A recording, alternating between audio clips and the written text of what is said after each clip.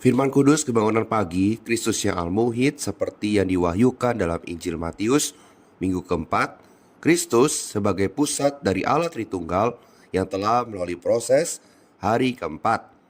Dasar Alkitab diambil dari kitab Yohanes pasal 7 ayat 39 dan Wahyu pasal 1 ayat 4. Saudari yang terkasih, Allah Tritunggal yang telah melalui proses dan rampung adalah Roh itu. Wahyu pasal 22 ayat 17 mengatakan, Roh dan pengantin perempuan itu berkata, marilah. Dan barang siapa yang mendengarnya, hendaklah ia berkata, marilah. Dan barang siapa yang haus, hendaklah ia datang. Dan barang siapa yang mau, hendaklah ia mengambil air kehidupan dengan cuma-cuma. Dalam Wahyu pasal 2 dan 3, Rohlah yang berbicara kepada gereja-gereja. Di sini pada akhir kitab ini, Roh dan pengantin perempuan, gereja, berbicara bersama-sama seperti satu orang. Ini menunjukkan bahwa pengalaman gereja atas Roh itu telah maju sedemikian rupa sehingga gereja menjadi satu dengan Roh itu, pernyataan akhir Allah Tritunggal.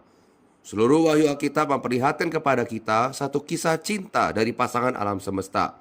Tuhan yang berdaulat yang menciptakan alam semesta dan segala sesuatu.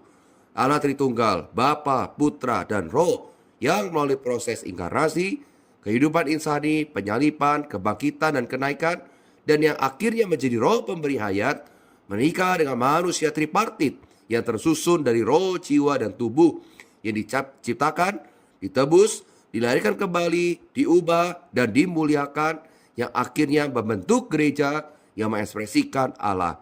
Dalam kekekalan tanpa akhir, oleh hayat ilahi yang kekal dan sangat mulia, mereka menempuh hidup pembauruan Allah dengan manusia sebagai satu roh. Hidup yang sangat indah dan yang meluapkan berkat dan sukacita. Roh itu adalah totalitas agregat dari semua unsur dari sebutan roh Allah. Matius pasal 3 ayat 16 mengatakan sesudah dibaptis, Yesus segera keluar dari air, dan pada waktu itu juga langit terbuka. Dan ia melihat Roh Allah seperti burung merpati turun ke atasnya. Sebelum Roh Allah turun ke atasnya, Tuhan Yesus dilahirkan dari Roh Kudus. Ini membuktikan bahwa pada saat dia dibaptis, dia sudah memiliki Roh Allah di dalam dirinya. Roh itu ada di dalam dirinya untuk kelahirannya. Kini untuk ministrinya, Roh Allah turun ke atasnya. Ini adalah penggenapan di Yesaya pasal 61 ayat 1, pasal 42 ayat 1, dan Mazmur pasal 45 ayat 8. Dan dilaksanakan untuk mengurapi raja baru dan memperkenalkannya kepada manusia. Galatia pasal 4 ayat 6 mengatakan, dan karena kamu adalah anak, maka Allah telah menyuruh Roh anaknya ke dalam hati kita yang berseru, ya Aba, ya Bapa. Putra Allah adalah perwujudan hayat ilahi. Karena itu Roh Putra adalah roh hayat. Allah memberi kita roh hayatnya bukan karena kita adalah pemelihara hukum Taurat, tetapi karena kita adalah anak-anaknya. Sebagai pemelihara hukum Taurat, kita tidak berhak menikmati roh hayat Allah. Sebagai anak-anak Allah, kita memiliki kedudukan dengan hak penuh untuk berbagian dalam roh Allah yang memiliki suplai hayat yang limpah. Roh yang sedemikian, Roh Putra Allah, adalah titik pusat berkat janji Allah kepada Abraham. Sebenarnya, Roh Allah masuk ke dalam roh kita pada saat kita dilahirkan kembali, karena roh kita tersembunyi di dalam hati kita, dan karena perkataan di sini mengacu kepada masalah berhubungan dengan perasaan dan pengertian kita, yang keduanya berada dalam hati kita.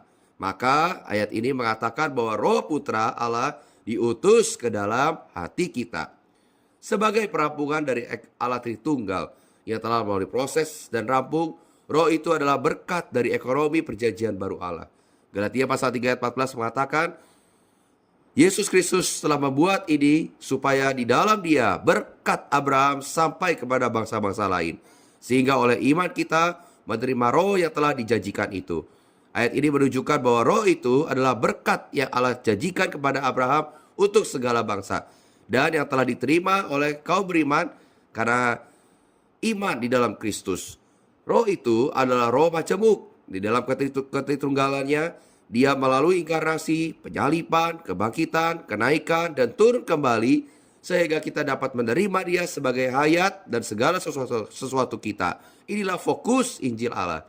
Aspek jasmani Dari berkat yang Allah janjikan kepada Abraham adalah tanah permai, yaitu lambang Kristus yang al-muhid. Karena Kristus akhirnya ternyata sebagai roh pemberi hayat yang al-muhid, berkat roh yang dijanjikan berhubungan dengan berkat tanah yang dijanjikan kepada Abraham. Sesungguhnya roh itu sebagai perwujudan Kristus dalam pengalaman kita adalah tanah permai sebagai sumber suplai Allah yang limpah untuk kita nikmati. Dalam penerapannya, saudari, berkat roh yang dijanjikan itu sudah kita terima dan begitu limpah untuk kita. Hari ini, apakah kita menikmati berkat ini?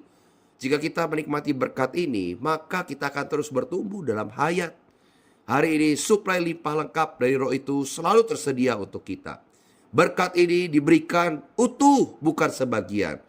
Sungguh sangat disayangkan jika kita hari tidak datang, berpaling ke dalam roh itu, menjamah roh itu dan menikmatinya. Dunia hari ini menawarkan kepada kita begitu beraneka ragam. Namun setiap hal-hal di dunia ini tidak ada satupun yang dapat memuaskan kita. Mari saudara-saudari, kita luangkan waktu, tetapkan waktu untuk kita datang pada Tuhan yang adalah roh itu. Ada kekuatan, ada sukacita, ada damai, ada pengharapan. Puji Tuhan. Mari kita berdoa. Tuhan Yesus, aku bersyukur untuk terang firman-Mu hari ini. Tuhan, terima kasih hari ini Engkau adalah roh itu, berhuni tinggal di dalam aku. Tuhan Yesus, dapatkan aku sekali lagi ya Tuhan. Jangan biarkan aku memilih yang lain selain Tuhan. Tuhan, aku mau Tuhan melalui roh-Mu memenuhi aku, menjenuhi aku. Aku mengasihi-Mu Tuhan. Amin. Demikian First Kudus Kebangunan Pagi. Tuhan Yesus memberkati.